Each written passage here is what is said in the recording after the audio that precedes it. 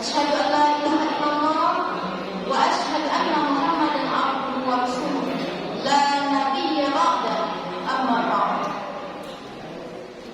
Puji dan syukur marilah sama-sama kita ucapkan kehadirat Allah Subhanahu wa taala.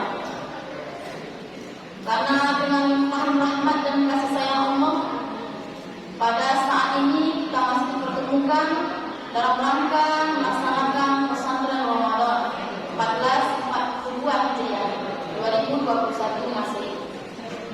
Sholawat dan salam adalah dihadiahkan buat kita yakni Nabi Muhammad Sallallahu Alaihi Wasallam dengan lafaz Allahumma sholli ala Sayyidina Muhammad wa ala ali Sayyidina Muhammad.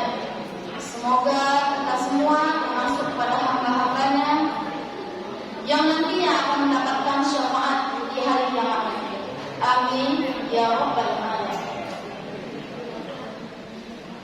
Baiklah Anda semua peserta pesantren Ramadan rahimahullah yang terhormat Bapak dan Ibu Wakil Kepala Sekolah dan seterusnya kepada Bapak dan Ibu Majelis Guru SMA ada dua Bapak.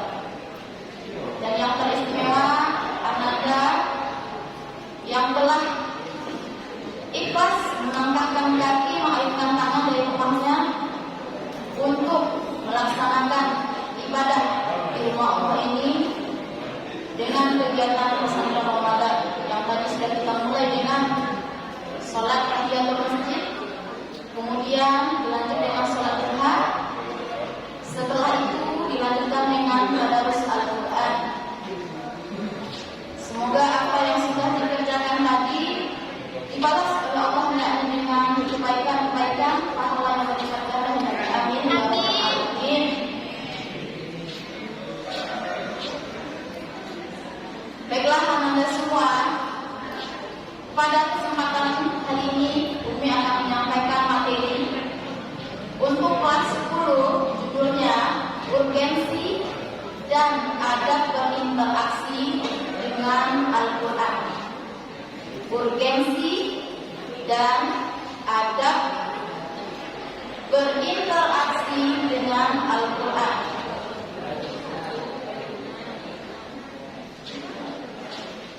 Dan untuk kelas 11, judul materi kita adalah tafsir Quran surat Ad-Duha. Tafsir Quran surat Ad-Duha. Anda yang sudah memiliki buku agenda Ramadan, silakan nanti disimak materi yang akan disampaikan. Kemudian diringkas materi tersebut, baru dituliskan ke dalam buku pesantrennya.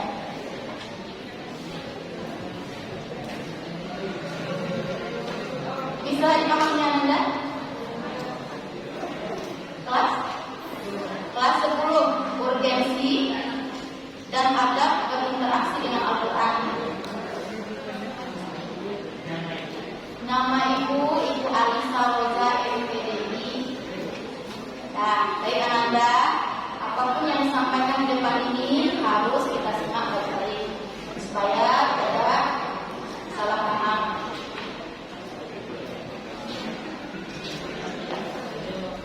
Baik, urgensi berinteraksi dengan Al-Quran itu bisa kita artikan sebagai seberapa pentingnya kita sebagai seorang muslim berinteraksi dengan Al-Quran.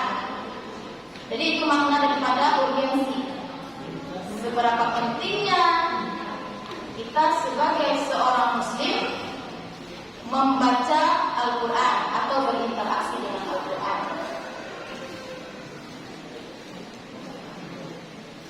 Sebelum kita berinteraksi dengan Al-Quran, kami akan logikakan seperti ini Ananda. Ketika Ananda ingin mendaftarkan diri masuk di SMA Adabiyah 2 Padang, tentu Ananda semua harus meyakini terlebih dahulu bahwasanya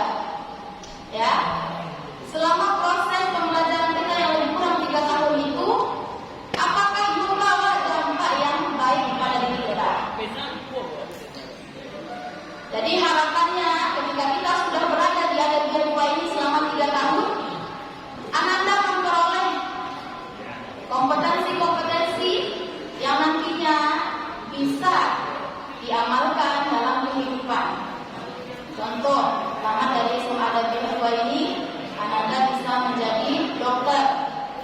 Maksudnya kuliah dulu ya, di perkuliahan di kampus dengan jurusan dokter, kedokteran, insya Allah menjadi dokter. Atau kuliah di kepolisian bisa menjadi polisi nanti.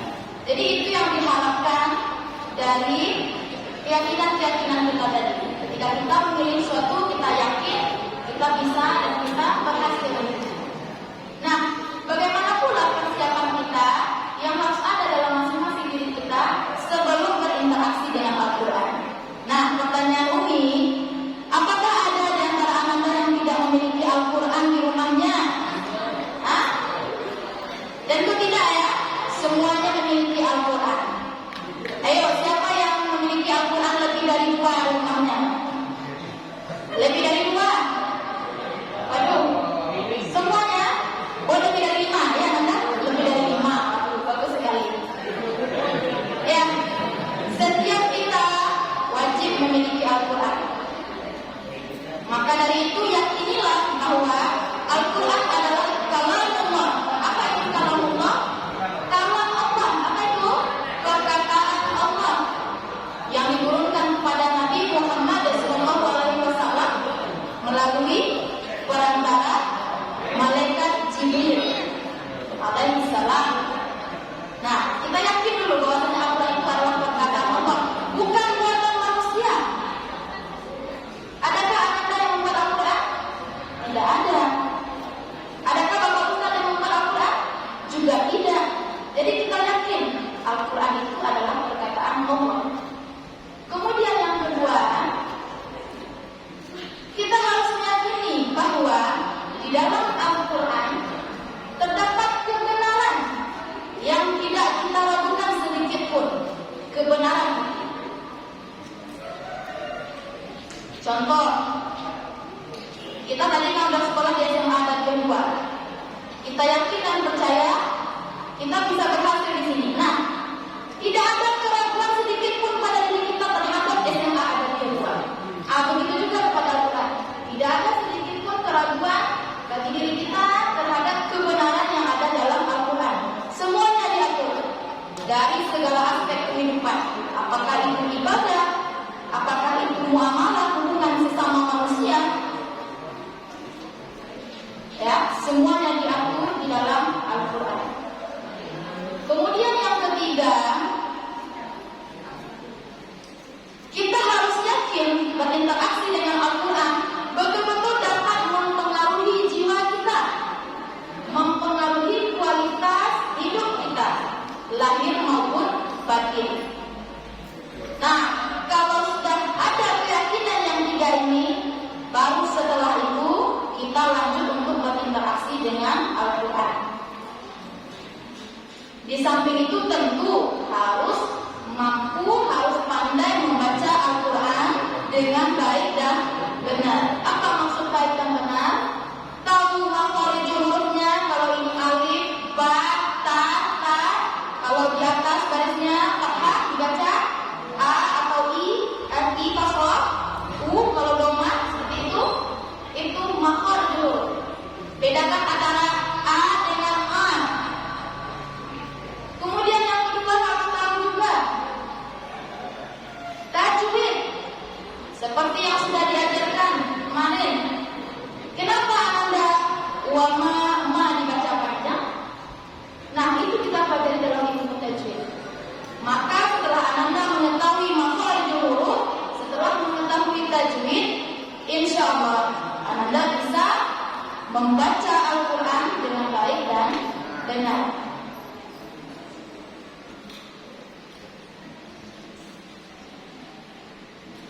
Lalu, apa pentingnya berinteraksi dengan Al-Quran?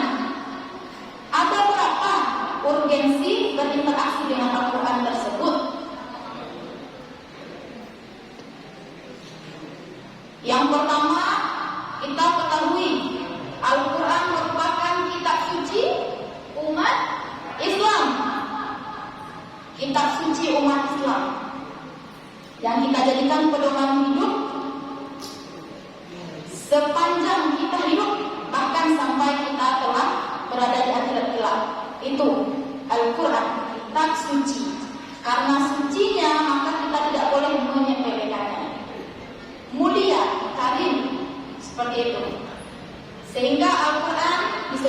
sebagai pembeda, Al-Quran sebagai petunjuk, Al-Quran sebagai rahmat, cahaya, obat, kebenaran, pelajaran dan juga pemberi peringatan.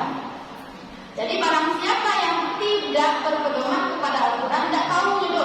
Kalau itu kok bersifat datang virus corona, apakah itu peringatan, apakah itu ujian, apakah itu musibah, tidak bisa membedakan.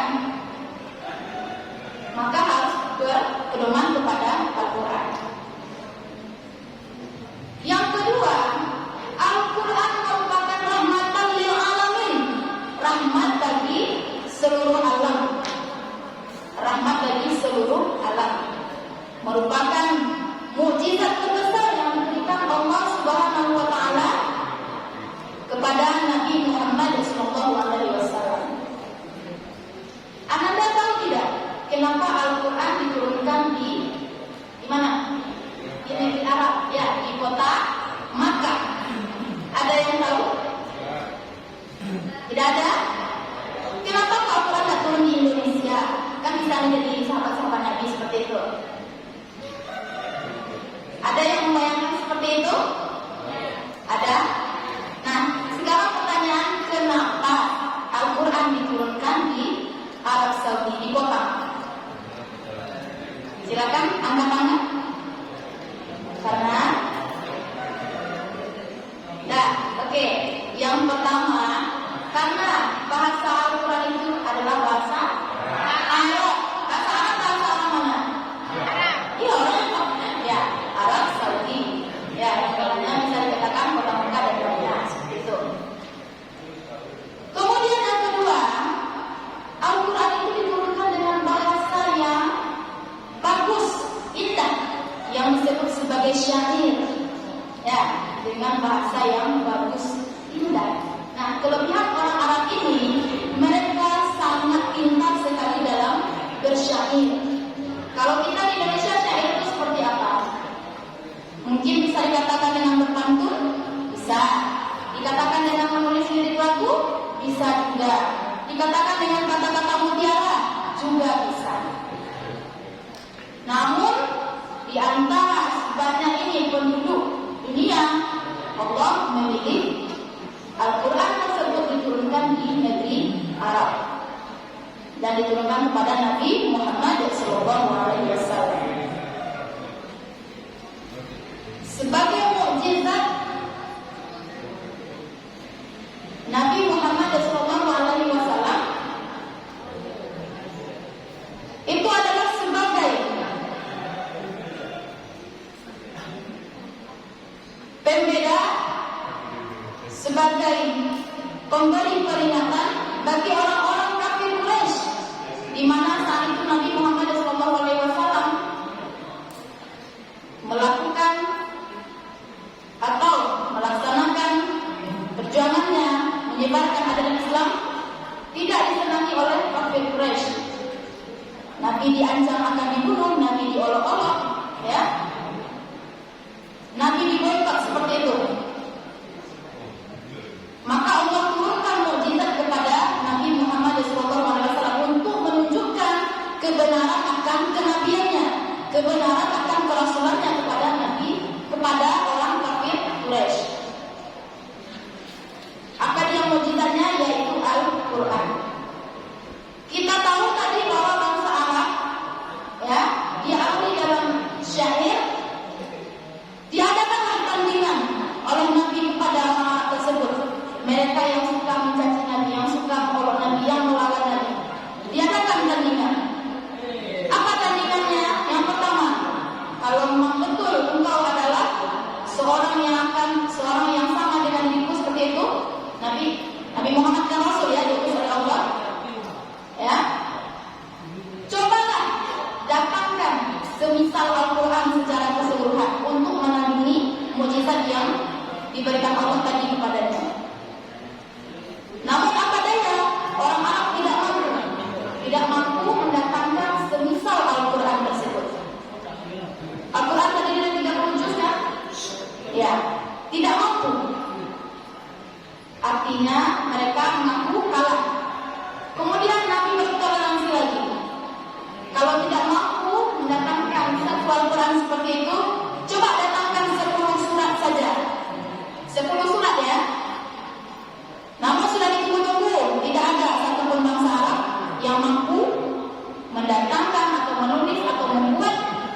20 surat.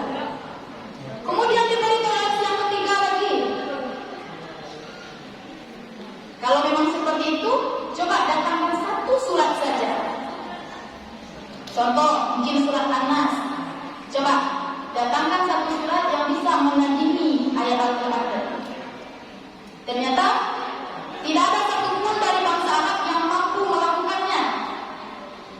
Maka dari itu kita ketahui bahwasanya mukjizat adalah peristiwa yang luar biasa yang terjadi pada diri Rasulullah atau Nabi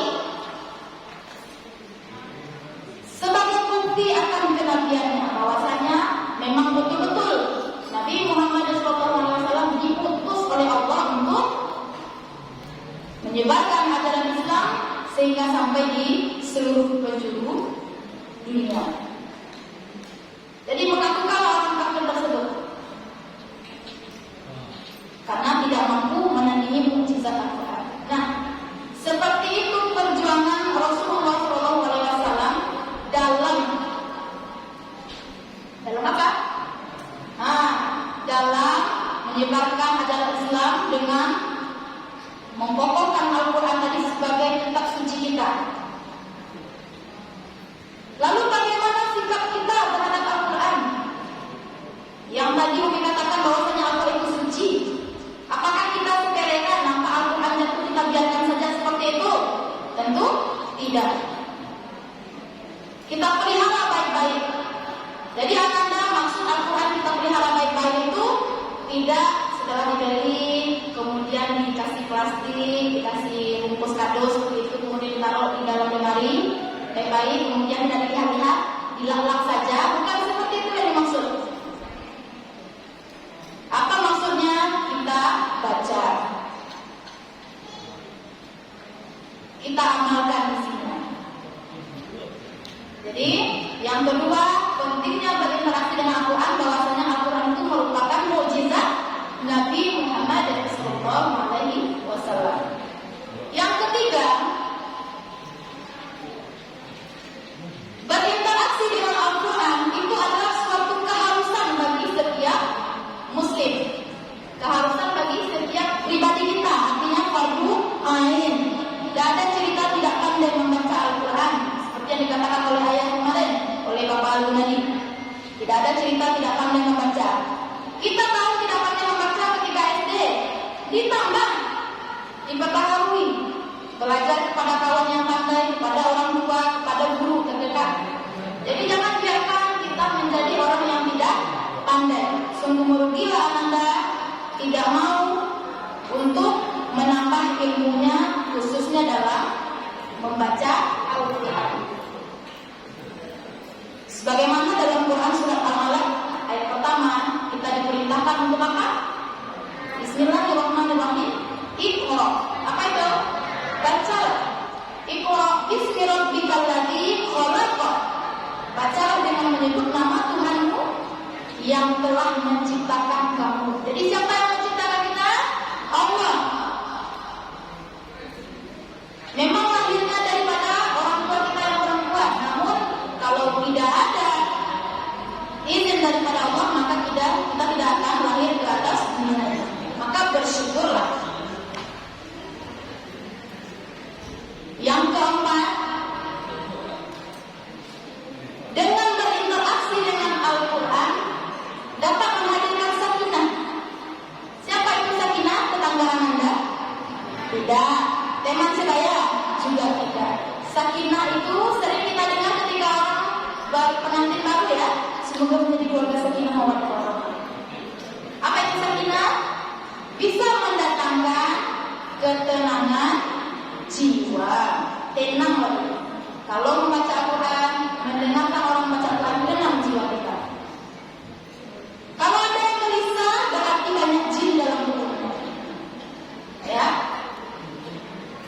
Jadi coba perhatikan kawan-kawan Anda nanti kalau kita taruh Al-Quran, kalau gelisah dia, itu berarti banyak jin yang bersarang dalam tubuhnya. Tetapi kalau tenang, nyaman, senang mendengar orang baca Al-Quran, tidak mau tahu, berarti kita sudah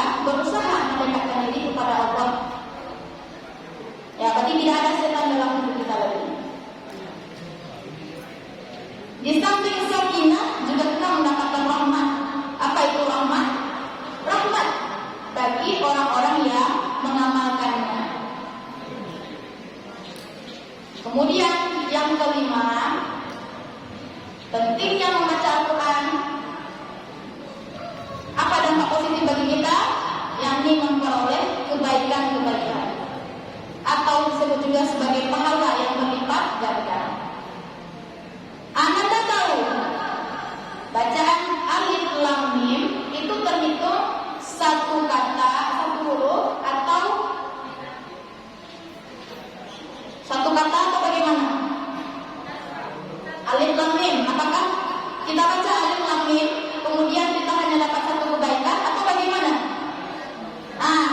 Alif satu huruf dapat 10 kebaikan, kemudian lam satu huruf dapat lagi 10 kebaikan, mim satu huruf dapat lagi 10 kebaikan. Sudah berapa kita dapat kebaikan? Sudah 30. Nampak kan hari ini kebaikan-kebaikan itu? Tidak, kita tabung dulu. Kapan kita terima nanti dan kira-kira? Dan nampak sekarang. Makanya Anda semua, kalau kita membaca Al-Quran, kita berbuat baik, kita beribadah kepada Allah, berat rasanya, banyak godaannya. Kenapa? Karena hadiahnya adalah surga. Ya, bukan kipas angin atau bukan Lionel Messi. Ya, bukan juga amplop seperti itu. Jadi hadiahnya surga. Makanya orang-orang beriman itu diuji oleh Allah, apakah dia sanggup lulus ujian. Sama seperti kita sekolah, untuk sampai ke tahap kelas 11 tentu lulus dulu untuk semester 1 dan semester 2. Jadi seperti itu. Kemudian yang keenam, pentingnya kita membaca Al-Quran, karena Al-Quran dapat memberi syafaat bagi kita di akhirat kelak. Dapat memberi syafaat bagi kita di akhirat kelak.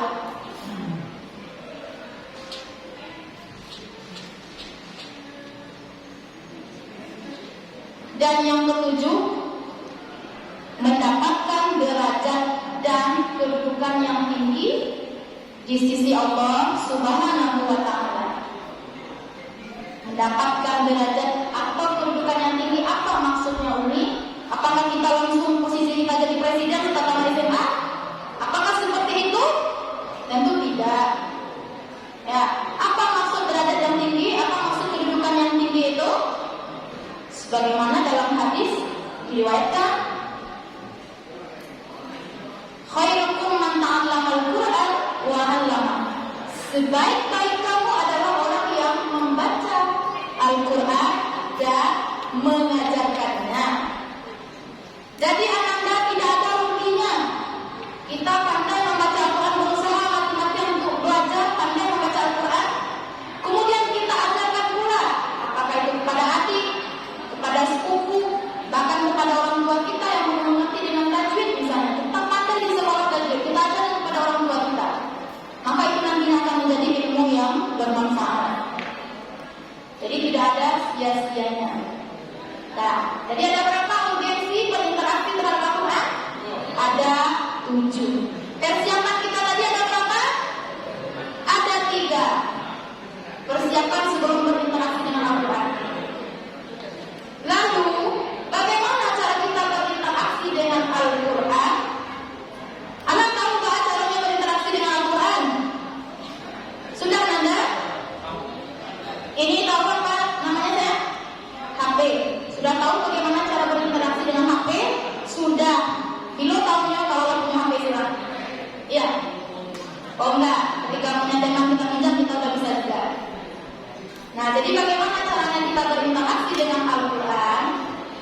Yang pertama bisa kita lakukan dengan qiraah. Qiraah atau tilawah. Qiraah atau tilawah. Artinya apa? Membaca Al-Quran. Sebagaimana dalam surat Fatir ayat 29 dijelaskan, sungguhnya orang-orang yang membaca kitab Allah dan mendirikan sholat dan menafkahkan sebahagian rezeki yang kami anugerahkan kepada mereka dengan diam-diam ataupun terang-terangan, mereka itu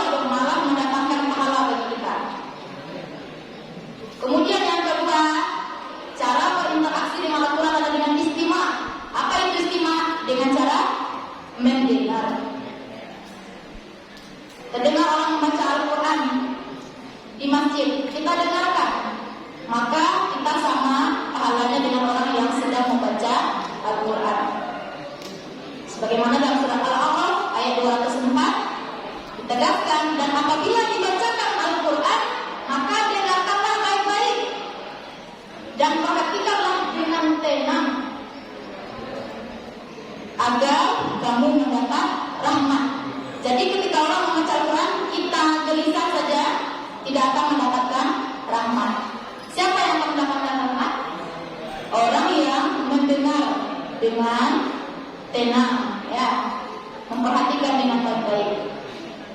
Kemudian yang ketiga, bagaimana cara kita berinteraksi dengan Al-Quran, yaitu dengan hifzil Quran. Apa itu maksudnya hifzil Quran? Memelihara Al-Quran dengan hafalan.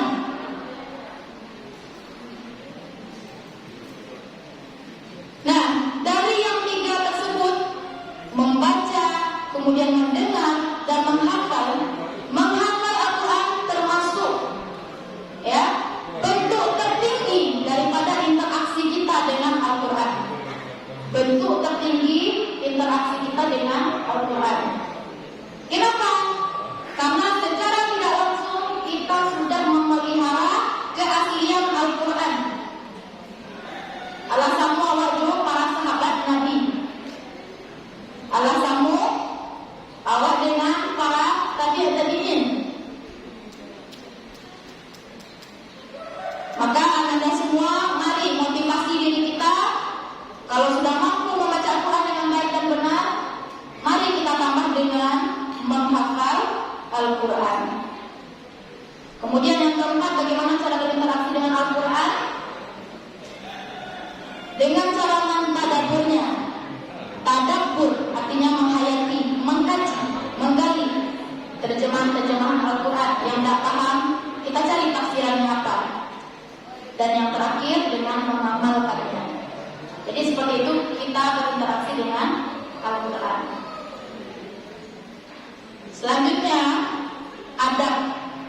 Kenapa kita membahas adab? Seperti yang sudah dijelaskan tadi, bahwasanya Al-Quran itu bukan sama seperti buku biasa yang ada. Bukan sama seperti buku ini. Buku ini dimanapun tergeletak tidak masalah. Tetapi Al-Quran diletakkan di bawah, di lantai, dijaga dengan kaki kita. Maka itu termasuk perbuatan yang tercela, tidak menghargai kitab suci kita sendiri. Maka perlu ada adab, perlu ada etika, perlu ada aturan saat kita membaca Al-Quran. Apa saja adabnya? Yang pertama, harus dalam keadaan suci. Ya, menjelaskan keadaan suci, suci lahir batin, ya. Pertama, kita lihat lahirnya dulu. Apakah pakaian kita bersih? Apakah kita membaca Al-Quran di tempat yang bersih juga? Ya. Kemudian badan kita, apakah bernajis? Apakah ada mengeluarkan darah misalnya? Seperti yang perempuan mengalami haid. Ya. Jadi pastikan dulu kita dalam keadaan suci. Yang kedua, niat yang baik, ikhlas mengharapkan ridho Allah. Niat yang baik, ikhlas mengharapkan ridho Allah. Jangan nanti membaca Al-Quran aduh kayak samping baca Al-Quran itu tahu ikut senyawa auli gitu apa. Jadi niat kita membaca Al-Quran itu hanya mengharapkan ridho Allah. Ya. Kemudian yang ketiga, menghadap kiblat. Jadi ananda ketika membaca Al-Quran di rumah sekalipun, ya, jangan dimaksud saja kita menghadap kiblat. Di rumah sekalipun kita juga harus membaca Al-Quran dengan menghadap kiblat. Yang keempat, ya, berwudu. Pintar. Berwudu termasuk tadi mensucikan diri, ya. Kemudian yang keempat, meminta perlindungan kepada Allah Subhanahu wa taala dengan lafaz a'udzubillahi minasyaitonir rajim. Apa artinya? Aku berlindung kepada Allah dari godaan syaitan yang terkutuk. Jadi sebelum baca Al-Quran, baca ta'awudz ya. Kemudian yang kelima, membaca Al-Quran pada setiap surat harus kita awali dengan membaca basmalah. Bismillahirrahmanirrahim. Kecuali pada satu surat, yaitu surat At-Taubah, memang tidak ada lafaz basmalah di sana. Kemudian yang kelima, adab membaca Al-Quran tersebut. Yang keenam, membaca Al-Quran tersebut dengan tartil. Ini banyak yang salah paham. Tartil itu ngaji cepat, bukan seperti itu ya Anda. Tartil itu artinya membaca dengan perlahan. dengan memperhatikan kaidah tajwidnya. Dengan memperhatikan kaidah tajwid. Jadi tartil itu bukan membaca cepat, ya, secara perlahan dengan memperhatikan tajwid. Sebagaimana dalam Al-Quran surah Al-Muzammil ayat 4 dikatakan Bismillahirrahmanirrahim warattilil Qur'ana tartila, dan bacalah Al-Quran itu dengan perlahan-lahan sehingga tidak ada salah di dalamnya. Yang ketujuh, berhenti untuk berdoa ketika kita membaca ayat Al-Quran tentang rahmat, tentang azab. Di mana kita tahu? Tentu dengan membaca arti ayatnya, membaca terjemahannya. Ketika kita membaca terjemahannya, ada di sana rahmat, bahwasanya penghuni surga itu adalah ini, ya, ciri-cirinya. Nah, kita juga berdoa, ya Allah, semoga saya termasuk orang yang diberikan surga. Ketika di dalam terjemahan ayat tersebut menjelaskan tentang neraka, bahwasanya orang yang kafir itu akan masuk neraka, maka kita juga berdoa kepada Allah, ya Allah, semoga hamba dijauhkan dari api neraka. Seperti itu. Yang kedelapan, sujud tilawah. Apabila bertemu ayat sajadah namanya. Jadi ketika dibacakan ayat sajadah, maka kita harus melaksanakan sujud tilawah. Kemudian yang ke-9, tidak boleh membaca Al-Quran itu tidak bersungguh-sungguh. Ya, membaca Al-Quran harus menghindari ketawa, berbicara, mengatakan hal-hal yang tidak seharusnya kita ucapkan. Jadi kita fokus membaca Al-Quran saja. Kalau mau bicara, hentikan bacaan Al-Quran. Kalau mengantuk seperti itu juga, katakan dua atau terus hentikan bacaan Al-Quran. Jangan dilanjutkan juga. Nanti kita baca ya, tidak. Seperti itu nada. Yang ke-10, menghentikan bacaan ketika mengantuk. Yang ke-11, bersabar bagi orang yang kesulitan dalam membaca Al-Quran. Kan ada nih di antara Anda semua, ada yang pandai banget membaca Al-Quran, ada yang biasa-biasa saja, ada yang tidak pandai sama sekali, misal, ya. Jadi disuruh bersabar. Bagaimana cara bersabarnya? Tentu dengan cara mengusahakan diri berikhtiar supaya bisa pandai mampu membaca Al-Quran. Belajar.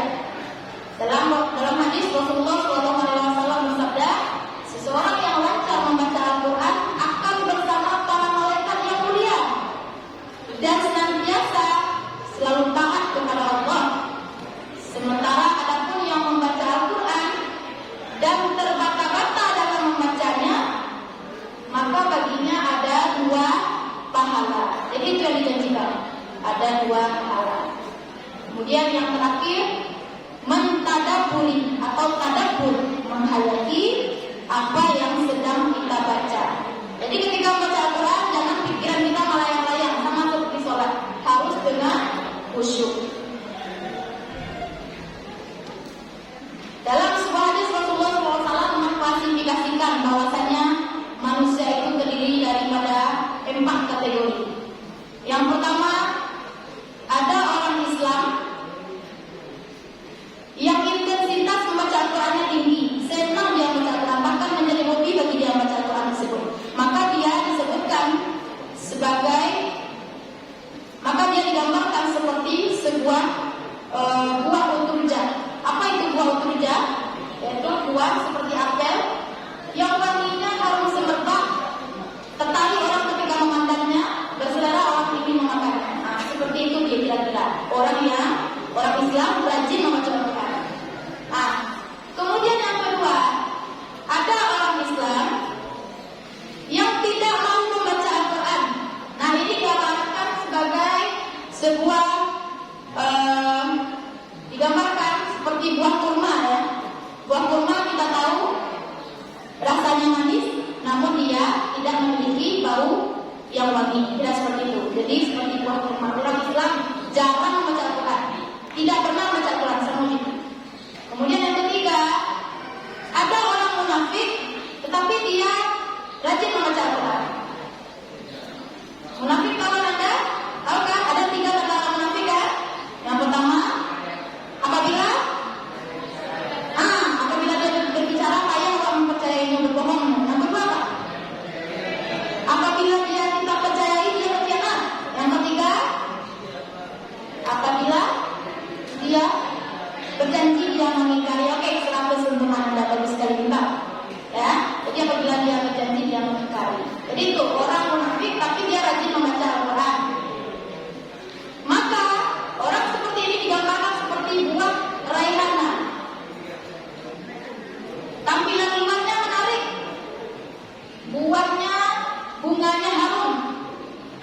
tapi rasanya sangat pahit. Dan yang keempat, yaitu orang munafik yang tidak membaca Al-Quran. Yang munafik tidak membaca Al-Quran, maka dia diibaratkan seperti buah kandala yang tidak ada kenikmatan sama sekali, wangi indah, manis indah, malah yang ada bau dan pahit. Nah, dari 4 kategori manusia tadi, yang mana Anda pilih? 1, 2, 3, 4. Buah untur jana, buah kurma, kemudian buah apa yang ketiga? Buah rehana, kemudian yang terakhir buah kadala. Mana yang dipilih? Yang pertama apa namanya? Buah utruja, buah yang rasanya manis. Ketika dilihat orang tertarik sekali untuk makannya. Mungkin kalau yang puasa atau puasa ini makan seperti itu. Oke, baik pemirsa semuanya, Anda sampai di sana.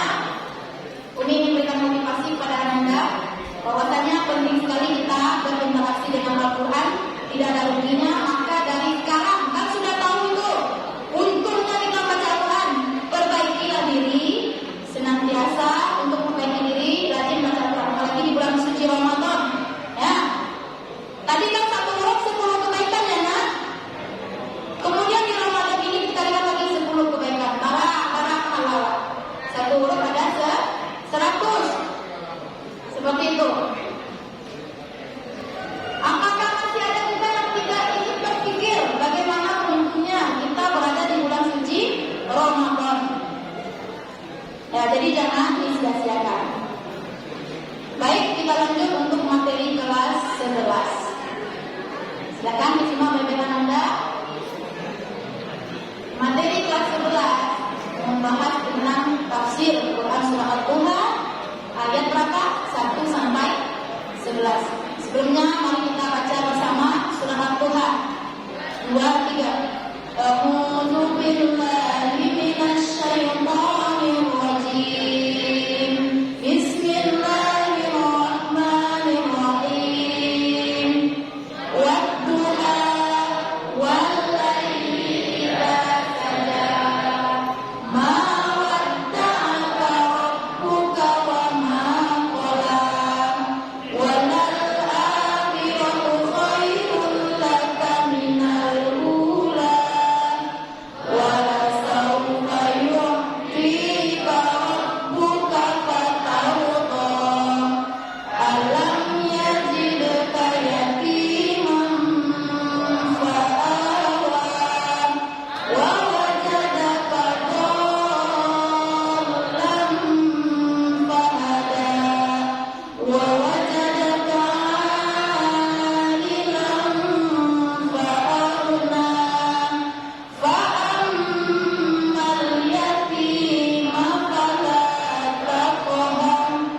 Wa ammas sa'ila fala tanhar. Wa amma bi ni'mati rabbika fahaddits. Shadaqallahul azim. Surat Ad-Duha ayat 1 sampai 11. Umi mau bertanya kepada Anda, kira-kira dengan membaca Al-Quran kemudian kita baca terjemahnya, apakah kita sudah paham 100% apa maksud daripada ayat tersebut? Belum atau sudah? Belum. Kenapa? Karena kita butuh adanya penjelasan yang rinci. Nah, itu yang disebut dengan tafsir. Ya, kita kenal macam-macam tafsir. Ada namanya tafsir Ibnu Katsir, ada namanya tafsir At-Tabari, ada namanya tafsir Al-Jalalain. Kemudian ada juga namanya tafsir Al-Misbah, ya, yang dikaryakan oleh Kiai Haji M. Quraish Shihab. Nah, namanya tafsir Al-Misbah. Jadi tafsir-tafsir tersebut yang memberikan penjelasan kepada kita tentang ayat-ayat Al-Quran yang masih umum bagi kita. Di samping adanya hadis yang ditinggalkan oleh Rasulullah SAW. Nah, sebagaimana kita ketahui, manusia pertama yang menjadi mufassir atau ahli tafsir itu adalah Rasulullah SAW. Beliaulah yang membaca, yang menerangkan, yang mengajarkan sekaligus menafsirkan Al-Quran kepada para sahabat-sahabat yang hidup sezaman dengannya. Beliau menjadi rujukan tafsir. Di antara sahabat tersebut, ya, yang kita kenal adalah Khulafaur Rasyidin. Siapa itu Khulafaur Rasyidin? Ada 4 khalifah. Yang pertama ada namanya Abu Bakar As-Siddiq, yang kedua Umar bin Khattab, yang ketiga Utsman bin Affan, dan yang keempat Ali bin Abi Thalib. Kemudian siapa lagi sahabat-sahabat Nabi yang lain yang menjadikan Nabi sebagai rujukan tafsir? Ada namanya Zaid bin Sabit. Siapa lagi? Abdullah bin Ubay. Siapa anda? Ada namanya Abu Musa Al-Asy'ari. Ada juga namanya Abdullah bin Mas'ud. Oke. Dikarenakan memahami Al-Quran tidak bisa dengan terjemah saja, maka sekarang kita coba menjelaskan tafsir daripada Quran surat Al-Duha ayat 1 sampai 11. Kita lihat artinya. Demi waktu matahari sepenggalan naik, atau demi waktu duha, dan demi malam apabila telah sunyi, Tuhanmu tiada meninggalkan kamu dan tiada pula benci kepadamu. Dan sesungguhnya hari kemudian itu lebih baik bagimu daripada yang sekarang. Dan telah Tuhanmu pasti memberikan karunia-Nya kepadamu, lalu hati kamu menjadi puas. Bukankah Dia mendapatimu sebagai seorang yatim, lalu Dia melindungimu, dan Dia mendapatimu sebagai seorang yang bingung, lalu Dia memberikan petunjuk. Dan Dia mendapatimu sebagai seorang yang kekurangan, lalu Dia memberikan kecukupan.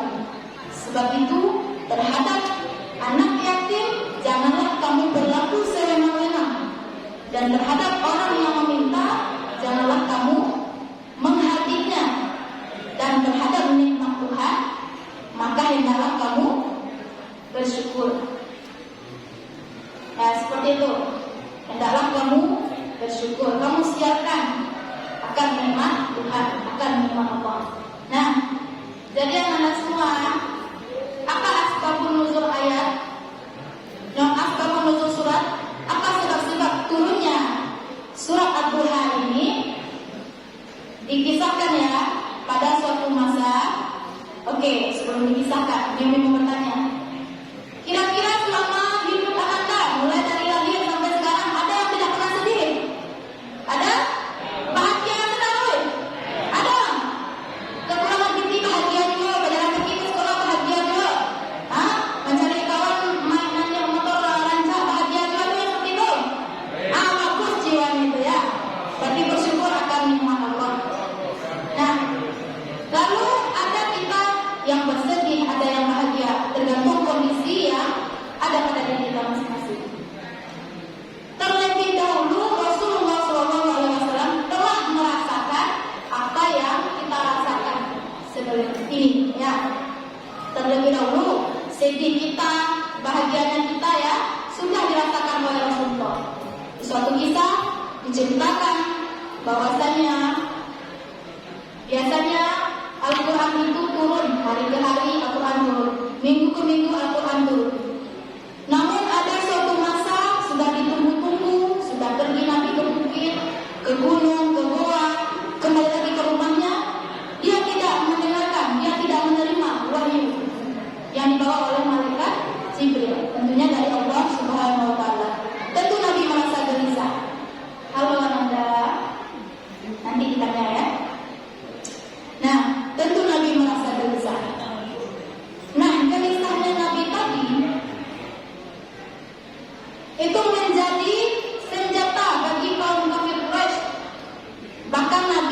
dibilang sebagai orang gila. Weh, lagi lo, Nabi Muhammad gilo, seperti itu bahasa kitanya. Kenapa dikatakan gila? Ala panino mencari wahyu, ala kabuno, ala kabuki, ala kagoa, ala pulang lo kalungan indah jodoh. Maka dikatakan oleh ulama Quraisy tadi bahwasanya Nabi Muhammad SAW sudah ditinggalkan oleh Allah Subhanahu wa Ta'ala. Maka di situ turunlah surat Al-Duha bersanding dengan surat Al-Insyirah, surat yang ke-93 dan surat yang ke-94. Apa yang ditegaskan Allah dalam surat tersebut? Itu merupakan dialog Allah kepada Nabi Muhammad SAW. Tadi dikatakan yang pertama, demi waktu duha. Artinya apa?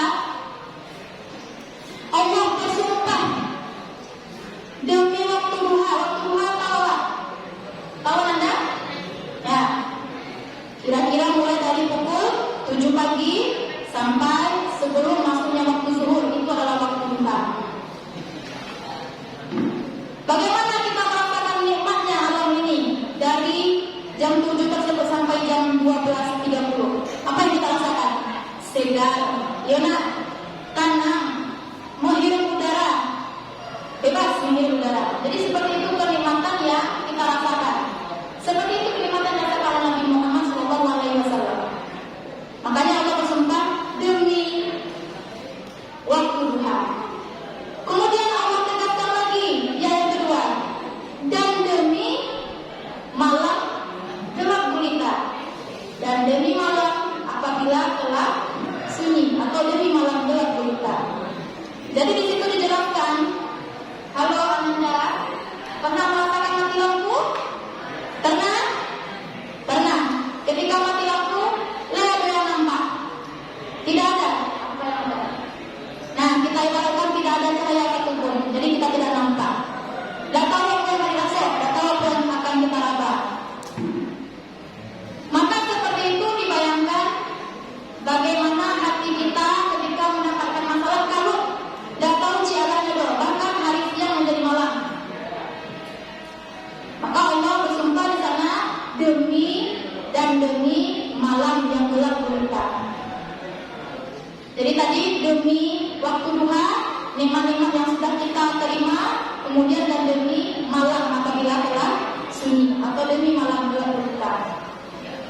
Demi cobaan-cobaan yang sudah kita rasakan selama ini. Seperti itu kata Allah kepada Nabi. Kemudian Allah tidak pernah meninggalkan kamu. Allah bersumpah tadi kan, tidak pernah Allah meninggalkan kamu. Apa buktinya? Ketika Nabi lahir dalam keadaan yatim, ya, Nabi diberikan perawat. Siapa perawatnya? Kakeknya. Ketika kakeknya meninggal, lalu digantikan oleh siapa? Pamannya. Jadi seperti itu Allah Subhanahu wa Ta'ala tidak pernah meninggalkan Nabi. Yakinlah Nabi, yakinlah wahai Rasulullah, ya, Allah tidak pernah meninggalkannya. Nah, ketika ditemukan, bukankah dia mendapatimu sebagai seorang yang bingung? Jadi Nabi bingung, Allah selalu memberi petunjuk. Begitu juga dengan kita. Ya, kalau kita bingung dalam hidup kita, maka berdoa kepada Allah. Niscaya Allah akan memberikan petunjuknya kepada kita. Contoh, kita lagi antara dua hal, maka kita bisa laksanakan sholat istiqoroh. Enak ya? Kemudian yang berikutnya, dan dia mendapatimu sebagai seorang yang kekurangan, lalu Allah memberikan kecukupan. Ingat, waktu dulu Nabi miskin, kemudian Nabi dipertemukan dengan siapa? Khadijah. Dia adalah seorang wanita yang kaya raya. Nikah Nabi dengan Khadijah. Nabi dicukupkan dengan harta yang berlimpah. Jadi seperti itu Allah tidak pernah meninggalkan Nabi. Jadi jangan didengarkan pula kata-kata orang kafir tersebut. Ya.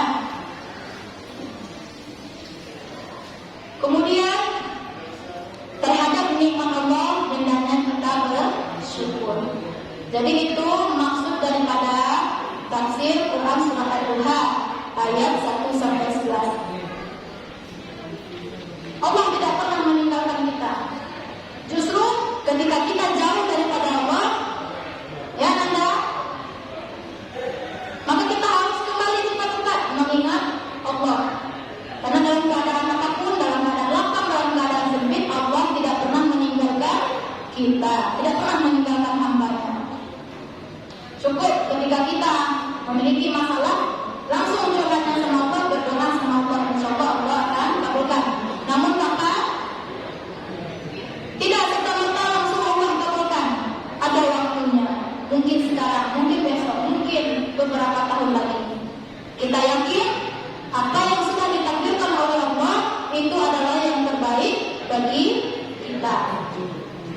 Lalu nilai-nilai pendidikan apa yang terdapat dalam Quran Surat Ad-Duha tersebut? Yang pertama, jangan larut dalam urusan duniawi. Kok ada orang yang mencela, yang membawa, tak usah kita ladeni, kita menjadi orang yang sabar. Yang kedua, kebaikan akhirat lebih utama dibandingkan dengan urusan dunia. Ingat, orang yang sabar akan diberikan balasan oleh Allah di akhirat kelak. Seperti yang telah dijelaskan tadi, membaca Al-Quran kita ada pahalanya tapi tidak sekarang, namun nanti di akhirat. Kemudian yang ketiga, berlaku lemah lembut terhadap anak yatim. Anak yatim siapa dia? Seorang anak yang tidak memiliki bapak. Kalau piatu yang mana? Tidak memiliki ibu. Yatim piatu apa artinya? Tidak memiliki ayah dan ibu. Tahu tak kalau tidak memiliki ayah bahwa adik-adikmu berdosa juga. Ya Nanda? Makanya ketika kita berkenalan tanya, lah ya ada orang tua kawan awak tadi. Ada atau enggak? Jangan hanya mengenal nama, lima rumah, apa hobi, gitu kan? Kayak main orang bukan seperti itu. Kita dekati mereka. Kemudian bersyukur akan nikmat Allah, dan yang terakhir yakin bahwasanya Allah selalu bersama kita. Akhirul kalam, wabillahi taufiq wal hidayah. Assalamualaikum warahmatullahi wabarakatuh. Baik, di sini Umi ada 2 ribuan untuk Anda semua. Soal yang pertama. Soal yang pertama, coba dengarkan baik-baik. Nah, yang lari lima, yang lain catat, yang lagi kelas dari rumah tadi ke sekolah. Coba sebutkan minimal 3 bagaimana cara berinteraksi dengan Al-Quran. Nah, silakan. Berdiri. Silakan. Nanti kalau nggak dapat kita kata ya gagal ya gugur ya. Ayo cepat. Sini nak.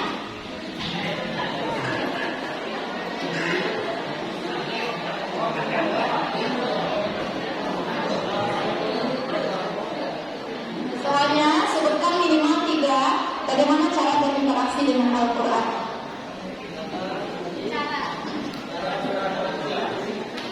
Caranya pertama membaca. Betul? Saya baca. Betul apa salah? Yang kedua mengamalkannya. Mengamalkan. Oke, betul. Yang ketiga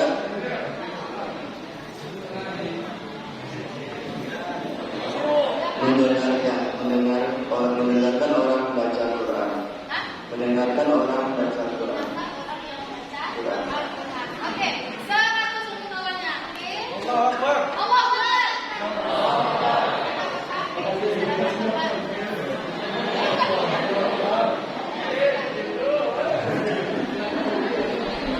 Baik, alhamdulillah alamin sudah diterima report oleh anak kita lagi. Ya. Oke, pertanyaan yang kedua. Ada satu lagi ya, saya. Siap-siap. Sebutkan. Sebutkan. Ayo. Sebutkan. 2 kalimat saja tentang tafsir Quran Surat Ad-Duha. 2 kalimat saja. Apa tafsir Quran Surat Ad-Duha? Rasulullah terutama. Yang perempuan. Silakan. Sebutkan 2 kalimat saja minimal. Apa tafsir daripada Quran Surat Ad-Duha itu? Ya anak kita perempuan ya cepat angkat tangan. Bisa. Ayo, sudah diberi reward tidak mau. Maka masuklah anak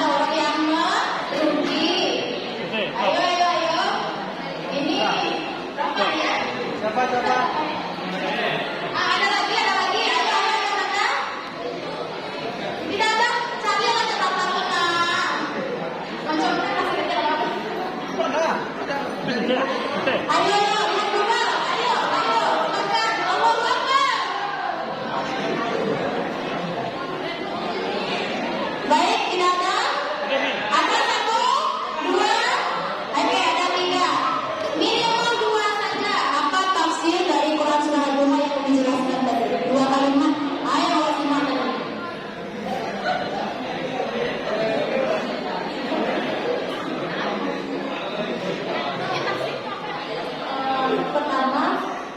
Pertama ada demi waktu duha, yang kedua demi gelap gulita, yang ketiga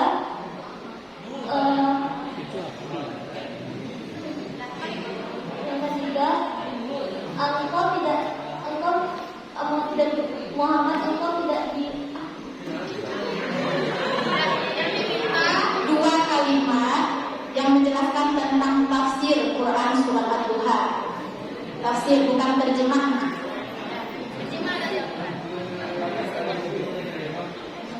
Dan Allah bersumpah pada surat Al-Duha bahwa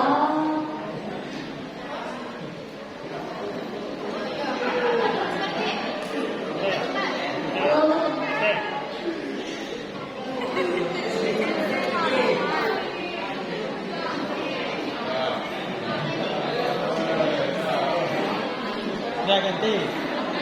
Bisa ada?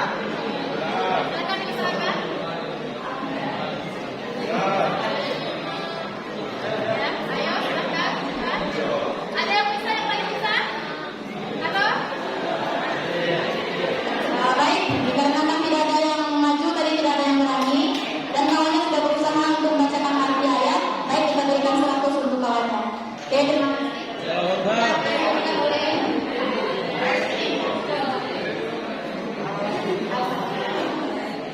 Baik, kita takbir. Allahu Akbar. Sekali lagi, Allahu Akbar. Semoga anda semua yang hadir hari ini mendapatkan manfaat daripada materi kita dan bisa diamalkan dalam kehidupan. Tidak ada lagi yang tidak terhadap dalam membaca Al-Quran. Tidak ada lagi yang tidak pandai membaca Al-Quran. Harus ditingkatkan. Harus menjadi pribadi yang berkualitas. Kualitasnya apa? A. Ya, nomor 1. Kembalikan kepada Bapak.